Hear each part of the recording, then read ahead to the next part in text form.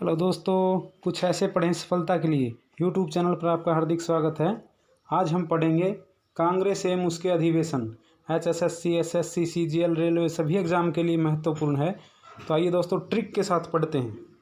हम आज पढ़ेंगे कांग्रेस अधिवेशन एवं कांग्रेस अधिवेशन। और कांग्रेस की जो स्थापना है दोस्तों वो 28 दिसंबर 1885 को बम्बई के गोकुलदास तेजपाल संस्कृत कॉलेज भवन में हुई। कहाँ पे हुई दोस्तों? गोकुलदास तेजपाल संस्कृत कॉलेज का जो भवन है वहाँ पे कांग्रेस की स्थापना हुई। और जो इसके संस्थापक थे वो A.O. ह्यूम, इनका पूरा नाम है दोस्तों एलेन ऑक्टेवियन ह्यूम। और कांग्रेस की स्थापना इसलिए होती है दोस्तों कि जो 1857 की क्रांति जैसा विद्रोह एक बार फिर से ना हो। और उस समय जब कांग्रेस की स्थापना हुई तो उस समय वायसराय कौन थे? तो लॉर्ड डफरिन थे। कौन थे दोस्तों? लॉर्ड डफरिन थे। डफर कांग्रेस इन मुंबई, ऐसे भी आप याद कर सकते हैं कि कांग्रेस की स्थापना लॉर्ड डफरिन के समय में हुई थी। और कांग्रेस को भारतीय राष्ट्रीय कांग्रेस का नाम किसने दिया था दोस्तों? कांग्रेस को भारतीय राष्ट्रीय कांग्रेस का नाम दादा भाई नारोजी ने दिया था। कांग्रेस को भारतीय राष्ट्रीय कांग्रेस का नाम दादा भाई नारोजी ने दिया था। तो आइए दोस्तों अब हम पढ़ते हैं कि जो कांग्रेस के अधिवेशन हुए वो महत्वपूर्ण है, उनमें से क्वेश्चन लगभग पूछा जाता है। तो हम उनको एक ट्रिक के द्वारा पढ़ेंगे दोस्तों। एक ट्रिक के द्वारा पढ़ेंगे कांग्रेस के जो अधिवेशन हुए हैं उनके विषय में। तो आइए दोस्तों हम पढ़ते हैं। देखो, हमें एक लाइन याद रखनी है दोस्तों। इससे जो 10 अधिवेशन है ना वो सीरियल वाइज याद हो जाएंगे, कहाँ पे हुआ और कब हुआ। तो ये लाइन है दोस्तों, बको माई बको ना इस्लाम। क्या है दोस्तों? ये आपको लाइन है, बको माई बको ना इस्लाम। इस लाइन के याद रखने मात्र से आपको 10 अधिवेशन कांग्रेस के जो कंटिन्यू हैं वो याद हो जाएंगे, कहाँ पे हुए और किस सन में हुए। तो ये आपको याद हो जाएंगे इस एक लाइन मात्र से, बको माई बको ना इस्लाम। और अगर इनके जो ये हुआ था सम्मेलन, इसके जो अध्यक्ष थे उनको याद करने की ट्रिक है, विवाह में दादा बजावे फिरोजी ढोल। विवाह में दादा बजावे फिरोजी ढोल। इससे क्या हो जाएगा? इससे जो अध्यक्ष थे इन सम्मेलनों में वो 6 अध्यक्ष याद हो जाएंगे दोस्तों आपको। तो देखिए, हम देखते हैं सर्वप्रथम कि ब से हो जाएगा दोस्तों बम्बई। ब से बम्बई पहला 85 में, 1885 में। अब ये कंटिन्यू है दोस्तों 10। तो को से कोलकाता, मा से मद्रास, ई से इलाहाबाद, ब से मुंबई, को से कोलकाता, ना से नागपुर, ई से इलाहाबाद, से यहाँ पे साइलेंट है, ये नहीं है, ला से लाहौर और मा से मद्रास। इस प्रकार 10 अधिवेशन क्रम वाइज याद हो जाएंगे दोस्तों। अब इनकी जो स्थापना है वो भी देख लेते हैं। विवाह में दादा बजावा फिरोजी ढोल। विवाह में दादा बजावा फिरोजी ढोल, इससे 6 अध्यक्ष याद हो जाएंगे लगातार के। जैसे जो पहला था विवाह से हो जाएगा व्योमेश चंद्र बनर्जी। व्योमेश चंद्र बनर्जी में का यहाँ पे कुछ नहीं है। दादा से दादा भाई नारोजी, और ब से बदरुद्दीन तैयबसी, जा से जॉर्ज यूल, और व से विलियम वेडरबर्न, और फिरोजी से हो जाएगा दोस्तों फिरोज शाह मेहता। देखिए, जो व्योमेश चंद्र बनर्जी है ये है पहले अध्यक्ष थे पहले सम्मेलन में, पहले अध्यक्ष थे ये। और जो दादा भाई नौरोजी है ये है 1886 में हुआ था, उसके अध्यक्ष थे। और बदरुद्दीन तैयब जी ये प्रथम मुस्लिम अध्यक्ष थे। जॉर्ज यूल प्रथम अंग्रेज अध्यक्ष थे। तो ऐसे 6 याद हो जाएंगे दोस्तों एक लाइन मात्र याद करने से आपको, कि विवाह में दादा बजावे फिरोजी ढोल। और अगर सम्मेलन याद रखने हैं तो बको माई बको ना इस्लाम। आगे पढ़ते हैं दोस्तों। देखो, पहला अधिवेशन 1885 में मुंबई में हुआ और व्योमेश चंद्र बनर्जी इसके अध्यक्ष थे। ठीक है, पहला तो लगभग सभी को याद रहता है, लेकिन कई बार अंतिम पूछ लिया जाता है दोस्तों, जो बहुत रेयर हैं, कम याद रखते हैं स्टूडेंट। तो जो अंतिम है दोस्तों, अंतिम अधिवेशन हुआ था 57 माह 1950 को नासिक महाराष्ट्र में, और इसके जो अध्यक्ष थे पुरुषोत्तम दास टंडन। कौन थे दोस्तों? पुरुषोत्तम दास टंडन। नासिक महाराष्ट्र में है दोस्तों, जहाँ का प्याज बहुत फेमस है। पहली बार वंदे मातरम गाया गया, तो पहली बार वंदे मातरम कौन से अधिवेशन में गाया गया, ये पूछ लिया जाता है। तो वो दोस्तों 12वें अधिवेशन में गाया गया था। तो अभी जो HCS का एग्ज़ाम हुआ था हरियाणा में, तो उसमें ये क्वेश्चन पूछ रखा था दोस्तों कि पहली बार वंदे मातरम कौन से अधिवेशन में गाया गया। तो वो 12वें अधिवेशन में गाया गया था दोस्तों 1896 में, और ये कहाँ पे हुआ था? कोलकाता में हुआ था। देखो इसमें से कितने क्वेश्चन बनते हैं। पहली बार वंदे मातरम कौन से अधिवेशन में गाया गया? 12वें अधिवेशन में। कब? 1896 में। कहाँ पर? कोलकाता में। और अध्यक्ष कौन थे? तो अध्यक्ष उस समय थे रहीमतुल्ला सयानी। कौन थे दोस्तों? रहीमतुल्ला सयानी। इसे आप ऐसे याद कर सकते हैं कि सियाने लोगों ने वंदे मातरम गाया। मतलब सियाने से क्या याद हो जाएगा आपको? रहीमतुल्ला सयानी, 1896 कोलकाता में। और पहली बार जनगणमन बोले तो पहली बार जनगणमन कब गाया गया? यह दोस्तों 27वें अधिवेशन 1911 में कोलकाता में गाया गया, और उस समय जो अध्यक्ष थे वह पंडित बिशन नारायण धर थे। कौन थे दोस्तों? पंडित बिशन नारायण धर थे। जब वंदे मातरम गाया गया तब रहीमतुल्ला सयानी थे, और जब जनगणमन गाया गया तो तब कौन थे दोस्तों? राष्ट्रीय गान गाया गया तब कौन थे? पंडित बिशन नारायण धर थे।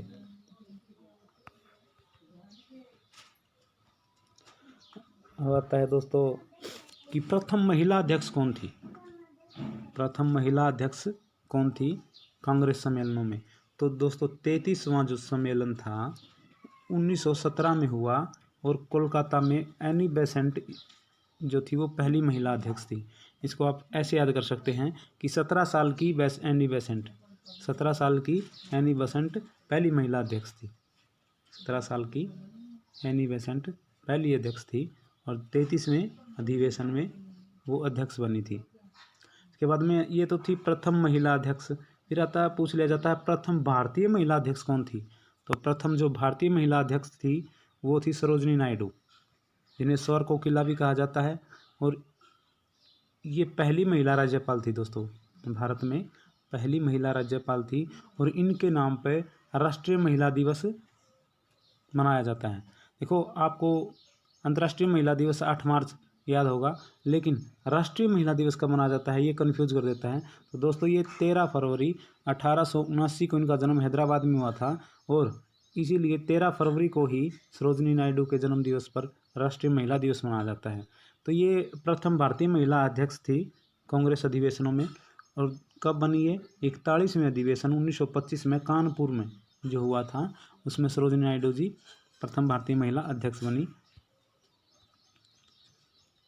अब है दोस्तों कि सबसे युवा अध्यक्ष कौन थे? सबसे युवा अध्यक्ष पूछ लिया जाता है। तो यह एक विशेष अधिवेशन था दोस्तों 1923 में दिल्ली में हुआ था, और जो सबसे युवा अध्यक्ष वो कौन थे? अबुल कलाम आज़ाद थे। कौन थे दोस्तों? अबुल कलाम आज़ाद थे। पूर्ण स्वाधीनता की मांग कौन से अधिवेशन में उठी? तो पूर्ण जो स्वाधीनता की मांग है दोस्तों वो 43वें अधिवेशन 1927 मद्रास में जो हुआ था उसमें मांग की गई पूर्ण स्वाधीनता की। और जो इसके अध्यक्ष थे वो डॉक्टर M.A. अंसारी थे। कौन थे दोस्तों? Doctor M.A. अंसारी। ये तो था स्वाधीनता। और पूर्ण स्वराज्य की मांग कब की? कौन से अधिवेशन में हुई? तो इससे 2 साल बाद 45वें अधिवेशन 1929 में लाहौर में रावी नदी के किनारे, जिसकी अध्यक्षता की थी पंडित जवाहरलाल नेहरू ने, उसमें पूर्ण स्वराज्य की मांग की गई दोस्तों। आता है मौलिक अधिकारों की मांग। तो मौलिक अधिकारों की मांग 46वें अधिवेशन में ही 1931 कराची जो पाकिस्तान में है सरदार वल्लभ भाई पटेल ने की। किसने की दोस्तों? मौलिक अधिकारों की सरदार वल्लभ भाई पटेल ने की कराची में 46वें अधिवेशन 1931 में। और ये क्वेश्चन कई बार पूछा जाता है कि ऐसा कौन सा कांग्रेस अधिवेशन था जो गांव में हुआ था? तो गांव में हुआ था दोस्तों, ये फैजपुर में हुआ था। 51वां अधिवेशन 1937 में हुआ था, और इसके अध्यक्ष भी कौन थे? पंडित जवाहरलाल नेहरू थे दोस्तों। और ये जो एग्ज़ाम है दोस्तों, जो ये जो क्वेश्चन है, आज़ादी के समय अध्यक्ष कौन थे, ये एसएससी सीजीएल में पूछा गया है दोस्तों, कई बार पूछा गया है कि आज़ादी के समय कांग्रेस के कौन अध्यक्ष थे। तो आज़ादी के समय 55वां अधिवेशन 1946 में, 47 में नहीं हुआ था, 46 में हुआ था, जो मेरठ में हुआ था। तो इसके जो अध्यक्ष थे दोस्तों वो थे जेबी कृपलानी। कौन थे दोस्तों? जेबी कृपलानी थे। कांग्रेस का प्रथम विभाजन, कांग्रेस में फूट पड़ी या विभाजन हुआ तो वो कब हुआ? तो वह दोस्तों 1907 में सूरत में जो अधिवेशन हुआ था, जिसके अध्यक्ष थे रास बिहारी बोस, उसमें हुआ। और ये कौन सा था? यह 23वां अधिवेशन था दोस्तों। कौन सा था? 23वां अधिवेशन था। कांग्रेस का एक बार मिलन हो जाता है फिर 1918 में, लेकिन यहाँ पे है दूसरा विभाजन है दोस्तों, सॉरी, ये क्या है? कांग्रेस का जो दूसरा विभाजन है वह विशेष अधिवेशन 1918 मुंबई में हसन इमाम जिसके अध्यक्ष थे उस समय हुआ। तो एक ये क्वेश्चन भी कई बार एग्जाम में आता है दोस्तों। ये महात्मा गांधी कौन से सम्मेलन में अध्यक्ष थे, कौन से अधिवेशन में अध्यक्ष बने? तो महात्मा गांधी सिर्फ एक बार ही 40वें अधिवेशन में 1924 जो बेलगांव में हुआ था उसके अध्यक्ष बने थे। और सुभाष चंद्र बोस महत्वपूर्ण व्यक्तित्व है दोस्तों।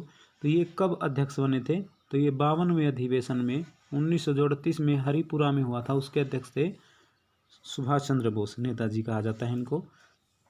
और एक बार फिर ये नेक्स्ट 53वां जो सम्मेलन हुआ तो उसके जो 1939 में ही अगले ही साल हुआ था त्रिपुरी में, तो इसी के भी अध्यक्ष थे, लेकिन यहाँ से इनको इस्तीफा दे देना पड़ा और महात्मा गांधी ने उनकी जगह फिर डॉक्टर राजेंद्र प्रसाद जी का चयन हो गया। तो ये महत्वपूर्ण है कि सुभाष चंद्र बोस कौन से सम्मेलन में अध्यक्ष थे? तो वो 52 में और 53 में हुए थे दोस्तों, जो 1938 एवं 1939 में हुआ था हरिपुरा एवं त्रिपुरी में। के बाद आता है कांग्रेस मुस्लिम लीग समझौता। 1907 में तो इनमें फूट हो गई, विभाजन हो गया, तो क्या होता है 1916 में इनका मिलन हो जाता है। ठीक है, 1916 में लखनऊ में जो 32वां अधिवेशन था। ठीक है, यह आता है दोस्तों स्वराज शब्द का प्रयोग कब किया गया? स्वराज शब्द का प्रथम प्रयोग कौन से अधिवेशन में हुआ?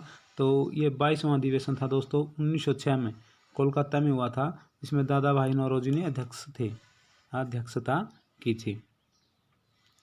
कांग्रेस ने संविधान का निर्माण कब किया? कांग्रेस ने अपने संविधान का निर्माण 24वें अधिवेशन जो 1908 में हुआ था मद्रास में, तो रास बिहारी बोस की अध्यक्षता में जो हुआ था उसमें इन्होंने संविधान का निर्माण किया कांग्रेस ने। फिर ये पूछा जाता है दोस्तों लाला लाजपत राय, इनका जो पंजाब केसरी भी कहा जाता है दोस्तों इनको, और इन्होंने पीएनबी बैंक की भी स्थापना में महत्वपूर्ण योगदान दिया, पंजाब नेशनल बैंक की स्थापना, इनको कहा भी जाता है कि इन्होंने ही पीएनबी बैंक की स्थापना की। तो ये जो दोस्तों अध्यक्ष थे, ये एक विशेष अधिवेशन हुआ था 1920 में, जब असहयोग आंदोलन चल रहा था कोलकाता में। ठीक है, तो लाला लाजपत राय जी अध्यक्ष हुए थे विशेष अधिवेशन 1920 में जो कोलकाता में हुआ था। इनको पंजाब केसरी कहा जाता है और पीएनबी की स्थापना की।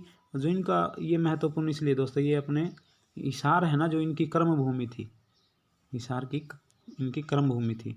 अब ये पूछ रहे थे कुछ विशेष अधिवेशन हुए थे दोस्तों, यानी एक ही साल में 2 बार हुए थे। जैसे 1918 में हुआ मुंबई में, और 1920 में हुआ कोलकाता में, और 1923 में हुआ दिल्ली में। तो ये विशेष अधिवेशन थे दोस्तों।